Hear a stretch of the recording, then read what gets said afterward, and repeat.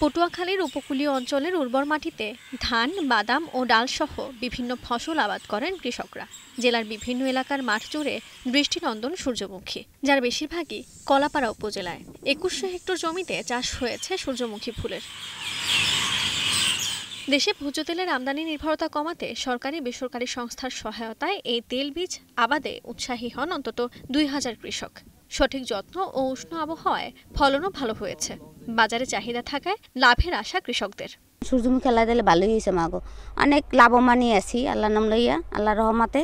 আল্লাহ যে একটু বৃষ্টি হলে তো আরো কথাই এলে না, তো ভালোই হইতে। এবছর আমাদের অনেক লাভবান হওয়ার আশঙ্কা আছে, কারণ গত বছর থেকে এবার আরো ভালো হয়েছে আমাগো ফলন। আশা আছে এই যে এবছর তৈল হইবে, তারপরে কিছু বিক্রিও করতে পারবো।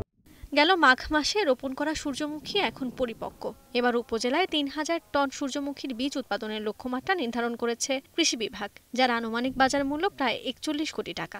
2000 কৃষককে 15 জনা কর্মসূচির আওতায় বিনামূল্যে সার বীজ সরবরাহ করেছি। বিভিন্ন প্রকল্পের মাধ্যমে প্রদর্শনীর সার এবং বীজ বিনামূল্যে সরবরাহ করেছি এবং কৃষকদেরকে আমরা একটি বিশেষ পরামর্শ দিয়েছি যাতে তারা দলবদ্ধ হয়ে একত্রে অনেক জায়গা জুড়ে সূর্যমুখী আবাদ করে। সংশ্লিষ্টরা জানান, অন্যান্য ফসলের চেয়ে তুলনামূলক কম ঝুঁকি ও লাভজনক হওয়ায় দিন দিন সূর্যমুখী চাষে আগ্রহী হয়ে উঠছেন সচেতন কৃষকরা। এখন কলাপাড়া।